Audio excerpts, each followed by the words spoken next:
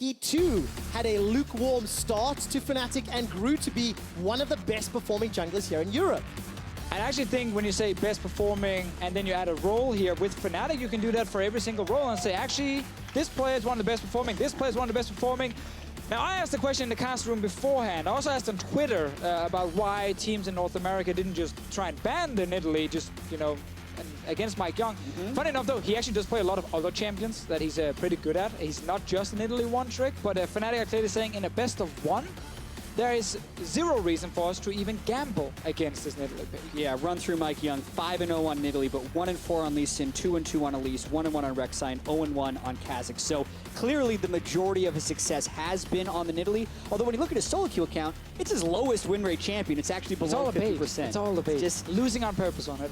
But the thing about this ban here, I just feel like in a best of one, that's where it makes a lot of sense, because it is a pick maybe you don't play against too often in Europe, and if it is such a comfortable pick for him, it makes sense. Tahm Kench ban, classic Fnatic.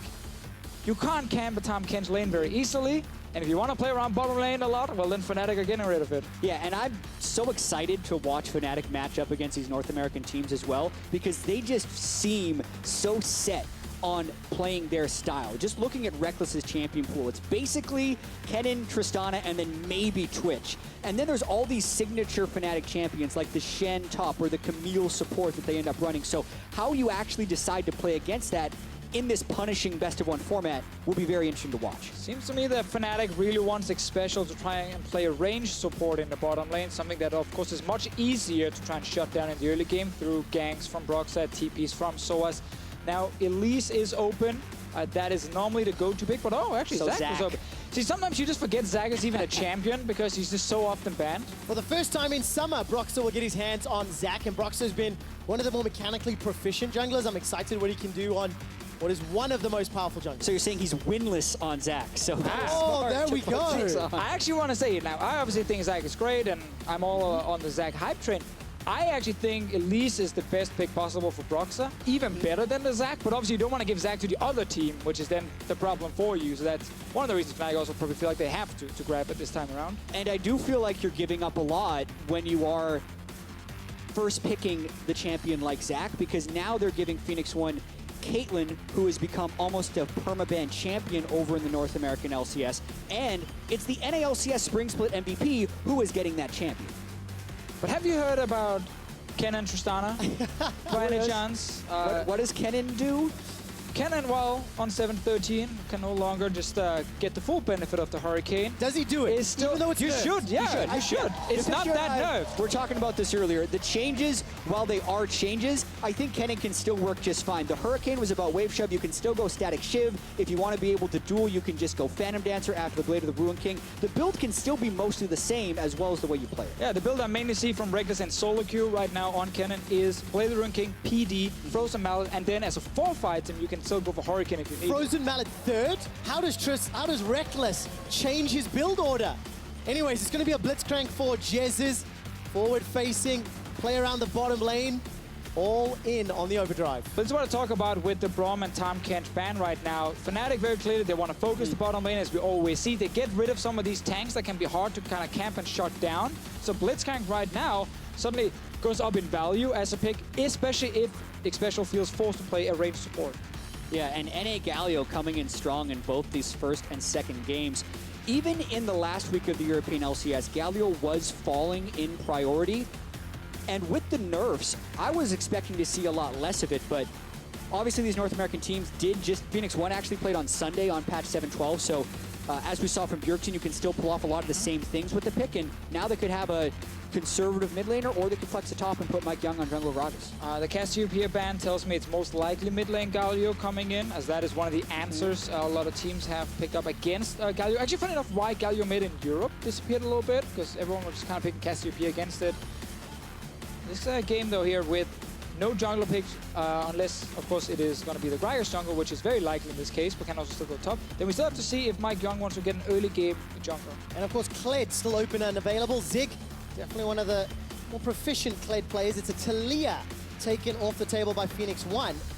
Where does Fnatic go with their last 2 picks? They have to pick top and mid, and Soaz has in recent weeks, been playing champions that can support that bottom lane. Yeah, and that's actually why Pheonix 1 have done a good job here in taking away Gragas and Galio and then banning the Shen. Those are the 3 main picks for Soas to assist the bottom lane, being it with Galio ultis or teleports, of course. He likes to play these tanks.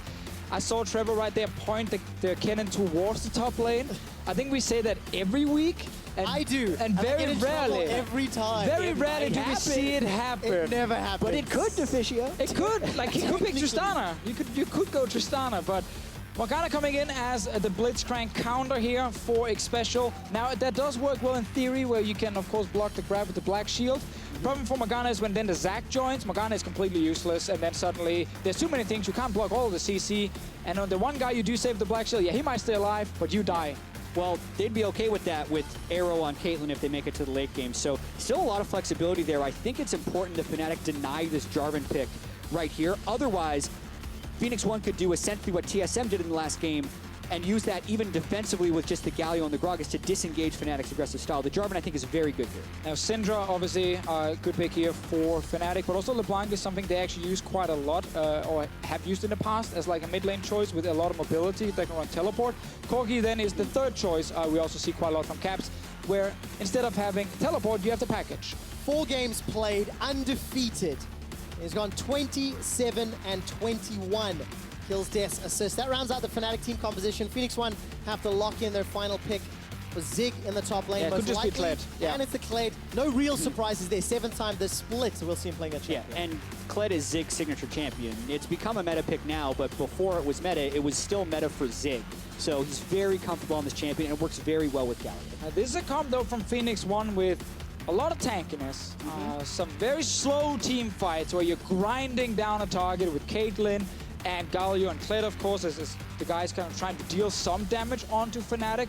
And they are facing right now a tanky supporting Blitzcrank, of course, full tank jungle and Zac, and of course Jarvan, who will a 3rd and 4th item, get some tankiness as well. So Pheonix 1 really want to play super long and slow team fights, because otherwise they just don't have the burst damage. And that's incredibly hard to do against Fnatic, who is always forcing fights on you from all angles, and they have the tools for it in this game as well. Teleport on Jarvan. Zac can initiate from a screen away. Reckless is also an initiator from the AD carry position. So Fnatic, even though it's not exactly the same picks we're used to seeing them on, they still have set themselves up for the same style. A similar flavor from Fnatic, a style that they coined as animal style in spring. It has been refined and cleaned and developed, and now it is Fnatic style. Animal style on NA is Thousand Island, cheese, and onions on fries. So a little bit of cultural difference going on here. But just a little. Well, we are in Berlin for some cultural difference battles on the Rift. You guys know the deal. Hashtag NAWin, hashtag EU. And last I checked, EU was winning, but North America should be waking up. So jump on Twitter and submit your votes. Will Pheonix 1, the team most likely to play 6th, take down the team expected to take 1st? You're jinxing it. The caster curse. This was the expectation battle to start it out. But truthfully, more questions than there are answers. Yeah, and a lot of it, of course, goes into these predictions with Fnatic. One thing is their performance in the EULCS. We talked about how a lot of the players are performing as some of the best in their role in Europe. But also just Fnatic as a team with their style, because it is very unpredictable in some ways, where they can surprise you with Reckless will suddenly gank the side lane in the late game as an AD carry. Jessis plays very aggressive on these supports that can create picks. Fnatic play very fast, and in that sense are hard to play against if you're not used to the style. And this is a best of 1, so you don't really have a lot of time. You got about 20 minutes, and you got to figure it out and start winning some team fights. Yeah, and even the early game, you have to worry about Fnatic's creative level 1s. Like sometimes they would blind invade red buff and then rush to the next red and try and deny the enemy jungler in some way, especially a jungler like Muck Young, who, yes, he's had a good start and the team has protected him a lot in the jungle, but he has such limited competitive experience. Playing against a team as creative as Fnatic in the jungle could be difficult.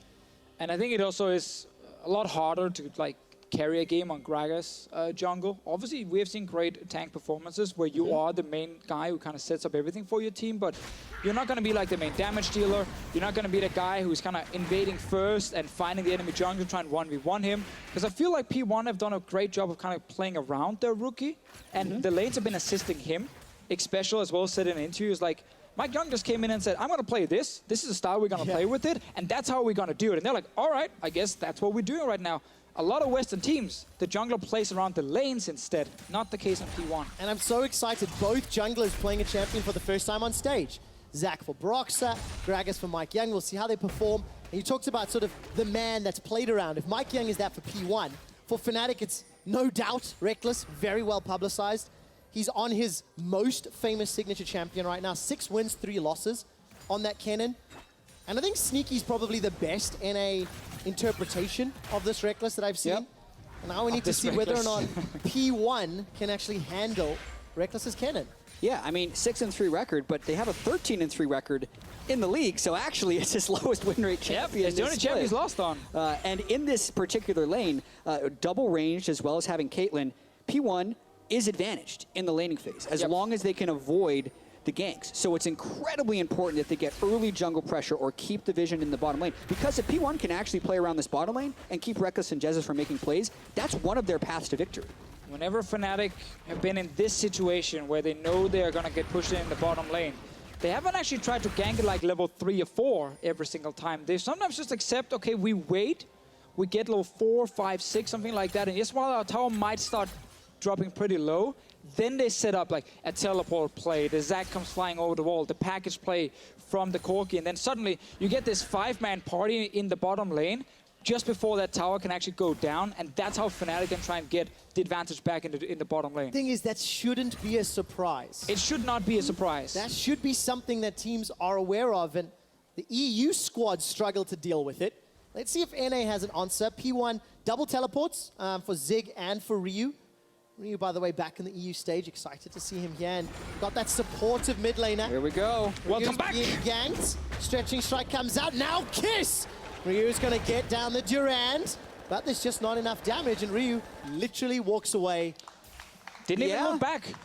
I also got to note the call on Caps, much lower damage than he would have with the Doran's Blade, but that's Galio for you. He wasn't really harassed down beforehand. Potentially can just TP back to lane if he wants to. That's kind of the thing about a Corki and starting item. There's a lot of different options. Most of them are very defensive, like Doran's Shield I've seen quite a bit. Corruption Potion is another one. Of course, gives you a little bit extra damage in some of the early trades. And the call is actually the first time I see that from Caps in Europe. I like it against Galio. Galio is a guy who basically tries to nullify the laning phase, so if you're going to be getting all of your farm, you may as well convert onto your power spike faster. I don't think there's actually kill pressure on either side here. A Doran's Blade would have done a little bit more damage, but they still wouldn't have killed Ryu with it, so he's stacking up that Cullen, he's going to hit it early. Unless they kill him because he has less health. Well, Ryu wants to stack up the kill. Caps has already tried to run away a little bit late on that flash, but will be enough to get in range of Broxah.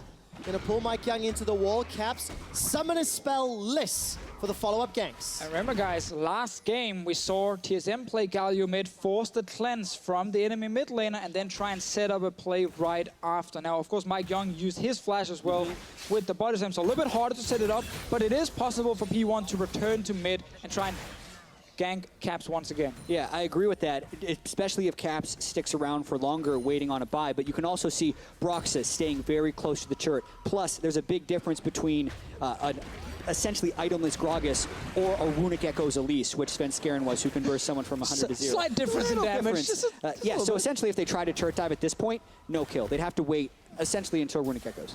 So right now, Caps gets his free laning phase with great first back as well. Instant into magic penetration boots for him. Of course, now with 80% magic damage on the autos, that's even better than it used to be before. And overall, it's like, as Corki, it's really not about dumpstering the laning phase. Like, you are so strong once you start getting items under your belt. Trinity Force, great power spike. And then whenever you add another item, being it Infinity Edge or like a rapid fire cannon, it just feels great every single time. Once you hit 4 full items and you're like, okay, this is the moment, like you're in heaven, that's where you really spike. Well, talking about itemization, gentlemen, completed boots pretty much across the board here. I mean, Reckless and Arrow, they've got their Berserker's Greaves. Reckless was doing that a few weeks ago, something to Fisher you talked about a lot in terms of the play style of Reckless, shoving that lane out, and no changes here today. Yeah, move speed and attack speed come at a premium.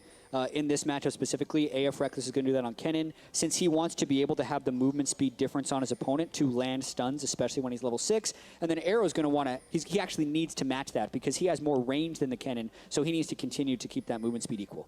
We're at that point now where Mike Young is looking for that return gank. He's actually calling for Xpecial to get some more damage. Oh, so easily set up. Everything lands for first blood, Pheonix 1. That's just a really good setup, and we talked about it. You know, you can return gank. It wasn't just the Gragas for the damage. Xpecial just recalled, ran from base straight into the mid lane, and just went for the gank. To Fisher, I was watching NALCS and I learned something. What was it?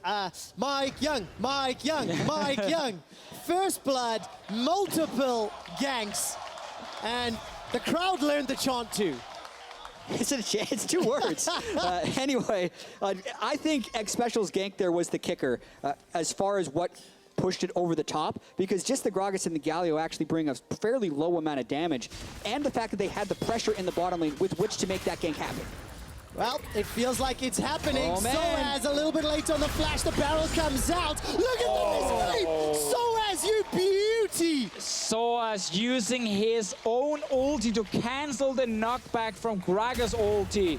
Suddenly he can then use his EQ out, and he actually stays alive. So he did use the flash, but that was a great escape from Soaz. A lot of pressure from P1 though, and they're actually able to set up a lot of like control wards in the river as well. Fnatic not really responding with anything in terms of vision control, and it's allowing Mike Young to enter these lanes and actually go for these ganks. Yeah, Fnatic was the best early game across both the EU and NALCS this split. Not necessarily there as of yet, but when Soaz avoids that gank, it is a loss of pressure on the rest of the map for Pheonix 1, and they're still out-CSing across all 3 lanes. Yeah, that's important to highlight. The double range lane of P1 with the Caitlyn, strong laner, is right now not winning the bottom lane. They're not really putting pressure on tower. They're not stopping Reckless from farming.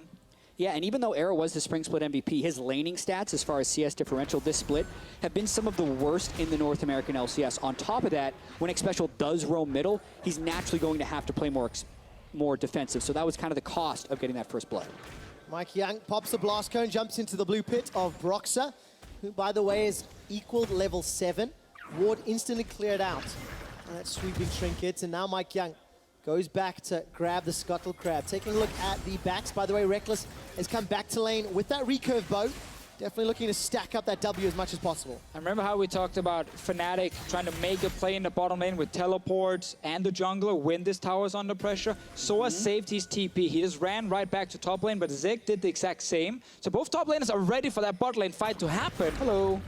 Well, P1 going to get ahead of that play by putting some pressure in the top lane. You can see Ryu was making his way up. Hero's entrance available to him. But not a huge amount of damage to talk of. You're relying on Zeke for a lot of that. Yeah, that was definitely a 3-man dive being lined up, though, knowing they had Soaz's flash down and knowing Ryu had his ultimate. That's the same play we essentially saw in the TSM G2 game, just with slightly different champions. So it was good for Broxah to be up there, but that gank pressure does stop them from snowballing around Reckless, at least at this stage in the game. Delaying it a little bit for now. I see Jesus and Reckless are trying to steal this blue buff. Yeah, but look at the mini-map. Jesus is going to get caught out. Arrow, 90 caliber nets over, gets the hero's entrance. That's a good, aggressive call. Silence comes out from Jesus. You realize he's doomed. Summoner spell has been used, and kill credit picked up by Arrow. And now the first instance we see of Fnatic trying to make a swag play in the bottom lane, just blind invading with 2 people, is immediately punished. Arrow and Xpecial, even though Xpecial binds the blue buff, still pick up a pretty easy kill on Aegis because he was far overextended. Look at the bot lane right now. Reckless was hiding in that brush with control ward in it. Broxah was around to see maybe if they could make a play on P1, but Arrow and Xpecial are feeling very safe down here. They are able to also get a lot of damage on this tower, and time is kind of running out for this defense in the bottom lane for Fnatic. If they don't actually pull the trigger soon, this tower will fall. And all of that start, the CS advantage, undone by Arrow picking up this kill. It's actually two games in a row where I feel like the European teams are underestimating Galio in the early game and the impact of his ulti with how quickly he can join for some of these plays here. Because Bjergsen had a lot of success in the last game. Early on, 3-0-3, like almost instantly was his scoreline. Ryu now joining in early. Yeah, the big difference, though, in this game as well is There's 2 kills for Pheonix 1, but they're 500 gold up if you're looking at Fnatic because their lanes are still almost permanently pushed. They're winning the majority of the CS battles. Bottom lane turret falling could happen because against a Caitlyn lane, that's going to be where the big fight could potentially be. I love Zig, man. He's just constantly able to react to this potential bot lane play, and he's going for engage. Well, charge is the call. Let's bounce, catches onto Ryu. Justice punch forward for Jesus. Defensive flash away from Broxah, and Jesus, remember, flashless from the previous engage. Mana passive will come up, and ace in the hole, not enough damage. It was close, though. Had that potion running the entire fight. P1, though, they're still staying around Drake. Again, as I'm saying here, the fact that Zig are actually reacting to how Fnatic likes to play around bottom lane by him just roaming down early on this plate here, saving teleport as well, not just going all in for his own laning phase, makes it harder for Fnatic to make that one play to save the tower, because they even have a ward placed here next to Arrow they could TP on. And it's the Galio that I think is blocking a lot of those things. At first, just the threat of having him there should dissuade you from making the aggressive plays, or the threat of him ganking top lane is going to pull Brox away from that. Not to mention, the early game gank frequency from the Zac is going to be so much lower than something like an Elise, which Broxah has been so good at. I mean, that's why we did question a little bit in the pick and ban phase if Elise maybe is not the better pick, but let's see mid lane. All right, Jesus is nearby, but so is Mike Young. Jesus decides not to engage Broxah on an invade mission while Caps is under threat of a dive. Okay, gentlemen, P1, they got tower first blood, they're 2 kills up, but they're only 100 gold ahead. Fnatic are farming like a monsters. A lot of it is with Broxah, it feels like. Yeah, this is usually a pretty bad sign when your team seemingly has all the advantages but does not have a gold lead. If they can keep the tempo up and make something like the dive here, then they could actually pull ahead. Here comes Mike Young. Well, here comes Mike Young. Mike Young. Caps is able to Valk over the wall. Jesus is taunted up by the idol of Duran. Mike takes a couple of shots from the tower. Analytics special that gets a third of the game. P1, they see Kennen sitting in the bottom lane. They know they have the tankiness and the damage to win a fight in mid despite diving a tower. This is 2 turrets down right now. P1's early game looking very clean right now. Deficio, is this where European fans start to worry? Or is it too early to say that? Fnatic, many consider the pre-tournament favorites. What do you think about that answer as it looks like Soez is going in on Zig? Zig's still got flash available, gonna need that one. Nope, Skull lets him hop over the wall. That was so cheeky. Oh, Skarl. Zig definitely knows the limits of that champion, and I think Fnatic definitely trying to force a few plays now, but Mike Young gets the flash body slam onto 2. There is a flash and cleanse onto Caps. He actually manages to save his cleanse, but they are so heavily outnumbered with Reckless's cannon being in that bottom side that they can't turn anything around after that dive. And a play like this is able to happen when a team has done all the correct steps. You know, P1, after killing that bot lane tower, invaded the jungle, got full vision control, could see everyone from Fnatic on the map. They knew they weren't spotted, and then they were setting up for that dive with the mid lane push. It was actually just a lot of steps followed and completed by P1 that allowed them to go for that play. And again, they get rewarded. Another kill, another tower, and now they have the gold advantage. Well, P1, it's a minor one, 1,000 gold. As we approach 15 minutes, looking at the minimap setup, it feels to be split. P1 on the top quadrant, while the rest of Fnatic look for their first tower. And it will be Zig doing his best to defend it. And this is again where Galio can really shine, because he can push his lane and then leave and maybe go and defend another lane or set up a gank. He's actually towards bottom side right now. Zig is trying to defend the turret. Fnatic, if they go for the dive, then you know Galio shows up instantly. Yeah, not quite sure what Rio was thinking with that roam. It would be a very bold 2v3. Really, they should be threatening the roam on the top side to trade turrets in this scenario. I think just in the case here for Ryu, it was specifically if they try and kill Zig, he ultis in. Fnatic was smart enough to say we don't actually need to kill, we just want the tower, so just go away. Kled, you're a bit annoying here, and then they took down the tower. P1 going to take down another tower. That's their third of the game. All outers knocked over. Gentlemen, this is only the second time all summer that Fnatic have not secured a kill at 15 minutes. The only other time was against H2K in week 4. And that early game play, not seeing it from Fnatic. They are staying even, and with Zac and Jarvan, and some itemization being completed for Reckless, soon Caps, you have to feel like the time is fast approaching for this Fnatic squads. I mean, we have to remember that Kennen is a champion who does really well in the mid game, and Caitlyn, of course, a champion who does not that well in the mid game. She wants like to get to a double zeal item now. But Kennen with Blade Rune King, like this is kind of his moment to start shining in the side lane. P1 are ready for it though. Yeah, and I do feel like the Corki also has pretty great late game scaling, but if Fnatic keep missing their plays, and we know Mike Young was in the vicinity, P1 really does feel one step ahead of Fnatic with most of these plays. Teleport coming in from Zig, and we know Ryu can join. Reckless needs to flash, does get that one down. Ryu's got a flash to follow. Fnatic are split up. The charge Zig from wants out. Zig will allow an entry. Broxer lets bounce, delivers 2 men into the back line, but that makes it closer for Ryu's Hero's entrance.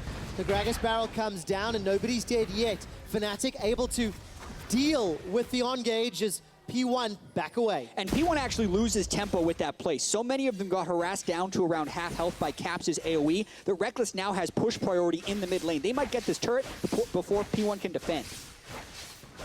Let's find out what Fnatic do afterwards. The tower not gonna fall yet. Minion wave still alive as Ryu got himself that Rod of Ages and Spectre's Cowl. Different build to what we saw from Bjergsen. Ryu now is gonna try deal with this Fnatic squad, and 1v4 holds the tower. Ryu very clearly trying to embrace the fact that the Q from Galio gets a little bit, got a little bit of a buff in terms of AP ratio, then obviously lost a lot of base damage, so overall a nerf.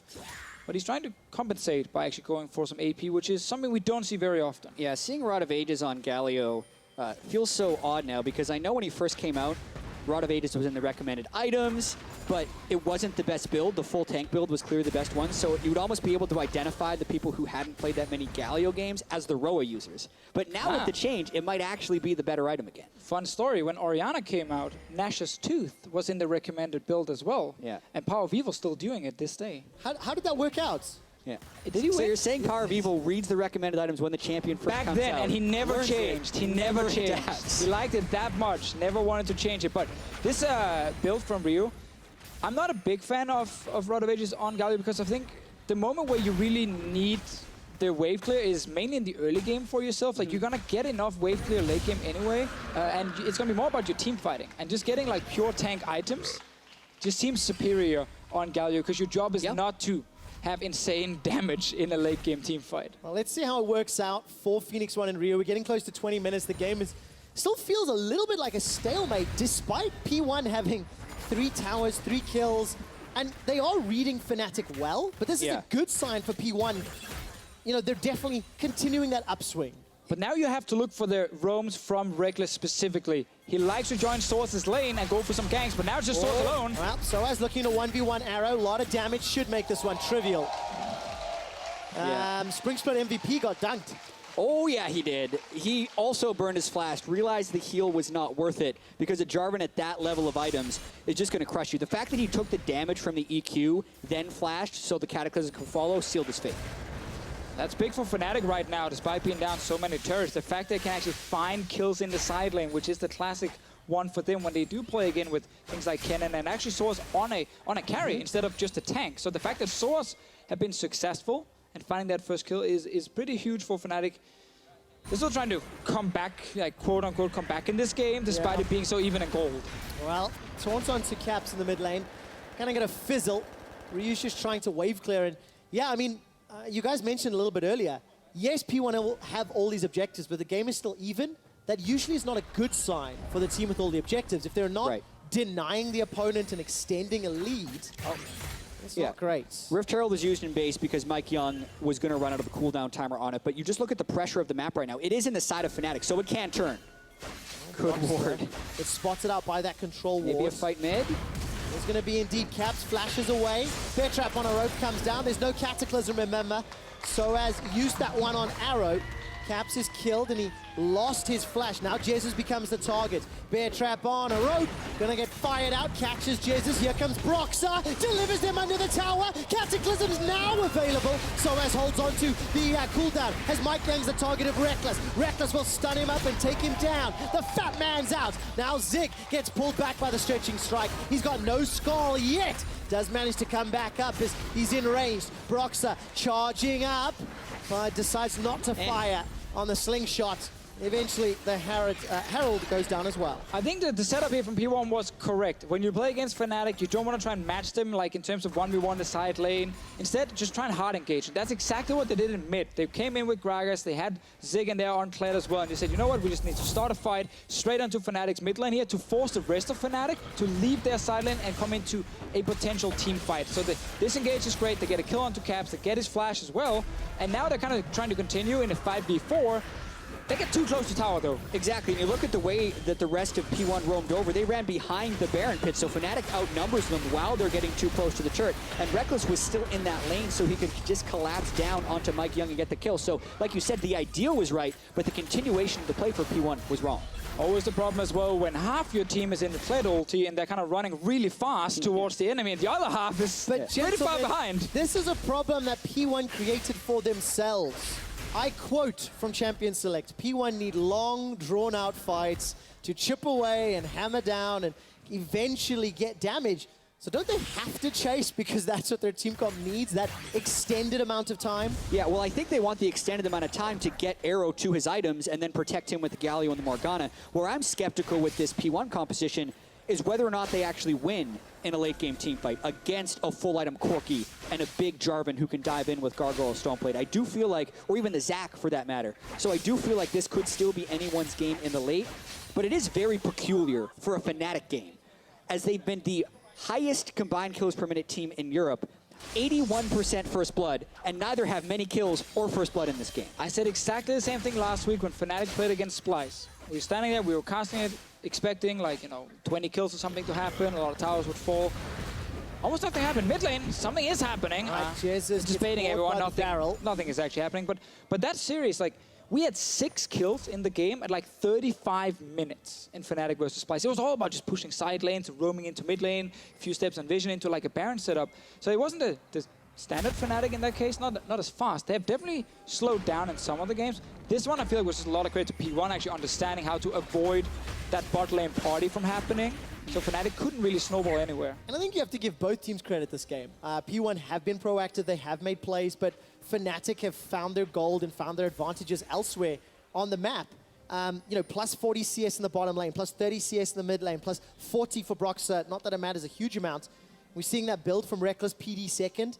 We know he likes his Frozen Mallet. Maybe he'll just get it earlier today. But for Fnatic, now we need to see if their macro can overtake that of P1. I mean, the expectation is that it can. Yeah, they have shown much more proficiency in that stage of the game so far this split. Pheonix 1 was a last-place team before last week when they were able to 2-0 and take down Immortals in an impressive 3-game series. But one thing you can see about this game, even if a lot of the Fnatic things haven't been true, Reckless getting his farm has been true. Yep. 10.4 CS per minute so far this split. I've never seen someone that high for an entire split. I think the highest I remember seeing was Ven at 10.1 in one of his splits. So Reckless will get his farm, also and it's just a matter of what he does with it. The only player in EU LCS to be above 10. Absolutely everybody else is below that number. Reckless, he gets funneled the resources, he secures them, and for the most part this summer, he's used them to pick up wins, which is why Fnatic are one of, if not the best team from Europe. So you highlight the PD obviously coming in due to the changes to Hurricane, how it works with Cannon's W. Now Blade the Ruin King from Caps. He's done it once before, simply because he's playing against so many tanks. On the side of P1, he wants that percent magic damage against them. And that's interesting for Fnatic because now they've hit this 2-item spike on both carries. And I really feel like this is the moment where they actually gonna look much stronger. But they are not that far ahead against P1, and Arrow is almost sitting on 3 fully completed items, so it's not going to be easy for Fnatic. Yeah, third pickup is QSS here for Reckless. A little bit more defensive. Also, this is the least amount of towers that Fnatic have taken, 25 minutes. This entire split as they look to knock over their second and do secure it. They're looking for Ryu, too. I mean, trading a Drake for a kill and a turret could be a very good trade. Looks like Ryu has no help anywhere close. No, he doesn't. How long does it take Fnatic to kill him? And kill is secured by Reckless. Not long. The man, the myth, the legend, he goes down in a few seconds. I remember Ryu when he was in Europe. We got to see a few of those, Oh, my team is on one side making a play. I'm just going to push that other side, I need that tower real badly. Rio does find himself overextended and he goes down. Fnatic will get a top tower as well for it. It's not even just about that one kill, as you said, Jed. It's the fact that they can get something right after it. And get the map pressure back up. Reckless also got to shove that wave again. He's now at 280 CS, only 26 minutes in. And because there's no Galio, they can just shove down yet again. And they basically converted the standing gold that they lacked when it was 3 turrets to 1. And they find themselves with a 2,000 gold advantage. And the answer, if you are P1, is simply to run it down mid and then just try and engage onto Fnatic's mid lane core. If you can't do that, then you have to go in towards Baron, and you need to force a play around that Baron objective, because then you can actually get a 5-on-5 team fight. You can't stop the Kennen in the side lane by running up 1 by 1 and try and kill him. You need your entire team. Obviously, again, you want to wait slightly for Arrow to be ready, but then it's actually straight up just group mid, run down, and then look for that fight. Going to be very difficult. Arrow is continuing to farm up. 250, he's almost got that second Zeal item completed. As per usual, a lot of the physical damage on P1 is going to be mitigated by all of the armor that's now starting to come in. Soaz heading to third item, which means he's heading towards tankiness. And that is a worrying trend for Pheonix 1. Because this team fight's just going to drag out even longer, and they've got to somehow keep Arrow alive from Soaz, who's playing a fantastic Jarvan game. Yeah, and I think the 6-item Caitlyn is incredibly frightening in a 5v5 team fight. The question will be whether or not Pheonix 1 can get that run it down mid 5v5 team fight that Deficio was talking about, because the battle in the side lanes is very real. Reckless shoves it faster and also outduels most of the people on Pheonix 1 right now, so it is hard for P1 to get all the lanes shoving at the right time in order to run it down mid. Yeah, because here, it's interesting that P1 actually does not just push the mid lane all the way down to that tier 2 tower and then say, you know what, Fnatic, you're going to farm from here. Because they had Kled already pushing. Now. Yeah, now they're doing it, and this is actually good because Zig is on his way, and Fnatic obviously are just playing super defensive in mid lane because they know, okay, this is the win condition for P1. It's hard engage on us in that mid lane, so that's also why we had Cleanse on Caps to try and make sure he stays alive. And I think some of this is why we've seen Pheonix 1 struggle a little bit as a team this split. In this situation, they had the side lanes pushed. They can just get the mid lane priority, move to sweep and control the Baron area, and then force. But they didn't do that. Arrow recalls or fakes his recall, goes and clears Raptors, and nothing is happening. Yeah, it's also, they're actually doing it. Well, let's see if Fnatic get trapped in place. Barrel interrupts Broxah. He gets pinned into the wall. Soaz has forced a flash. Now Broxah's in trouble. Let's Bounce is available to Great Dark Binding. Not enough to kill him. Reckless uses something to heal. Hero's entrance comes down. And there's the slicing Maelstrom. Mike Young is down. P1 needed too much time. And Fnatic somehow outplay. P1, they tried to just get that fight in the mid lane. It's not over yet. No, it's not. Zig's going to get Skull back, jumps back on. Power Fist comes out, and Defensive Flash gets Ziggs to safety. Yeah, a massively successful fight by Brox's Zach, really turning the tides towards the end of it. Now it's 5 versus 3, no vision. Zig would want a TP, but that Baron is falling fast. Couple of pings onto the wards inside the blue buff of Fnatic. Arrow and Express are going to go for an attempt. Not secured. Well, everyone knows the Mike Young chant. Maybe they need to start learning the Broxah chant. 0-0-4 and Baron, and a significant lead for Fnatic. Right there, we saw the way to win the game for P1. They got the fight they were looking for, but if you're unable to then win that fight, well, then it gets really difficult for you to actually win the game. Yeah, and Fnatic has been so good in the team fights here. No one really gets onto Caps, and he rains damage on them pretty much the entire time. But this start is still fine for P1 because they get so much damage on Source, but then it's Broxah. Stop from the corner right there, gets onto Arrow, forces him back, and then pulls 2 guys into the ulti of Reckless. This is one of the things we've highlighted in the past in EULCS with the Kennen as well. It's not about just instantly flashing into the enemy team with your ulti. Save it, save it, save it for the right moment, and it actually combined with that Zag ulti looked really good for Fnatic. Zig right at the end does remount, but it is too little too late because they've lost the core of their team fight. Well, Caps carried.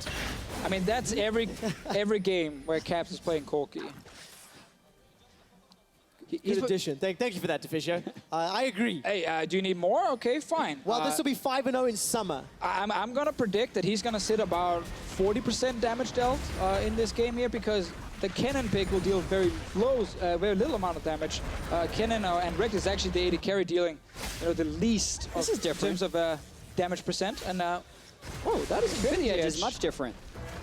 Why do we like it or not? Well, like there's it? a bonus AD ratio on the W right now, so it could be good. But Pheonix One trying to catch out, so S. No flash. Remember, he's going to get that golden Aegis down just for flashiness.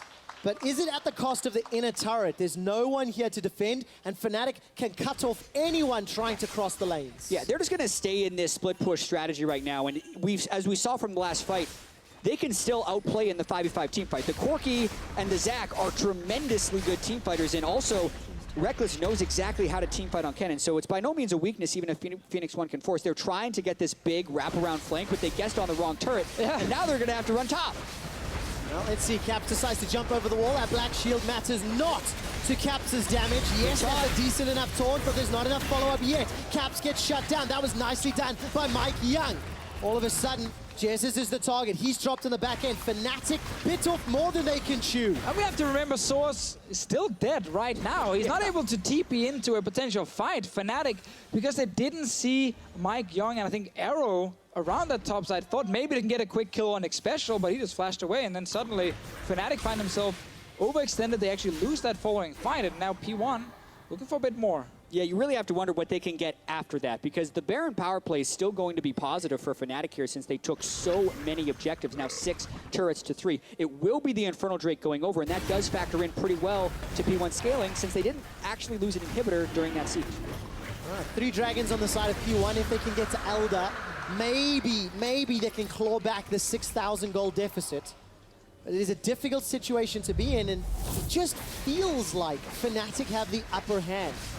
Well, here, when they actually dive in, as soon as Xpecial flashes away, you're kind of done if you're Fnatic, because there's really no one else you can kill. It's just a bunch of tanks in front of you, and now the enemy team with 5 members against your 4 shows up out of nowhere, and then suddenly Mike Young and Arrow can actually win the fight here for P1. So a little bit of a misstep there, but P1 does punish it and get Infernal Drake for it. Yeah, I will say, like, this is an uninspiring performance by Fnatic, even if they end up winning this game. This is a team that is first place in the European LCS, playing better than they have in years, have this unique play style they bring into the game where they force so many kills in the side lanes, and very little of that has been true in this game against the lowest seed coming out of North America. So even if they walk away with the win, there's going to be a lot of things they need to learn after this game to take throughout the rest of the tournament. And conversely, on the side of Pheonix One, I'm a little more excited at how the games are going to be throughout the rest of Rift Rivals. You know, we knew Mike Young and Xpecial brought some new life to this team, the fact they were undefeated last week in NALCS, and their early game looked good, but there's a lot of map play and macro that they need to try work on. We'll see if they can fix that over the course of the next few days. I mean, a play like this one from Rio, probably remembering from the time he was in the EULCS how Fnatic always loved to sit in these brushes here, hoping you're kind of overextending in a side lane. He just backed away instantly, and there were actually 3 guys just kind of waiting for nothing. And I think that's the kind of thing for P1. Is they have actually done a good job of not allowing Fnatic to play super fast, not allowing Fnatic to force like these TP plays that we sometimes see from them. They definitely try to play it very, Black Shield is very safe. Jess is aiming for someone, not getting anything. Yeah, Righteous Glory plus Overdrive didn't find his target. 3,200 gold on that Baron power play. The EU average is around 3,600, so pretty good Baron power play, despite the Baron power play throw at the end, that teamfight loss, if that's even a thing. It's true. It means it was around 5,000 or so before they overstayed at that turret, because they did actually get a lot of objectives out of that Baron. We do have 4 items completed on the Caitlyn for P1. A big spike for him, obviously Reckless. As we talked about earlier, 4th item Hurricane is something we've seen more and more in solo queue from him. So that's the Frozen Mallet. Not the Frozen Mallet. Instead, in Vintage, obviously, if you're a Fnatic, you look at all the tanks in front of you, and a Frozen Mallet is not going to help you when it comes to killing the tank in front of you. In Vintage, on the other hand, will definitely help you. Yeah, a lot of these team fights are going to have to be fought through Pheonix One's front line. So I actually think, even if I haven't checked the mathematically efficient way to build Kennen here, but normally the Frozen Mallet is for the chase downs and for the durability here. But he's actually not as worried about durability as he is about just being able to cut through Galio Kled. Speaking of which, here comes Kled ult. All right, charge is the call. Way in. Roxa's got Let's Bounce to potentially escape Jezzes. Find a small escape route, and the blast cone buys time for Fnatic. Look at the bottom lane. Soaz is pushing the inner turret. He's got minions to work with. Golden Aegis will buy some additional time as he's got a GA as well.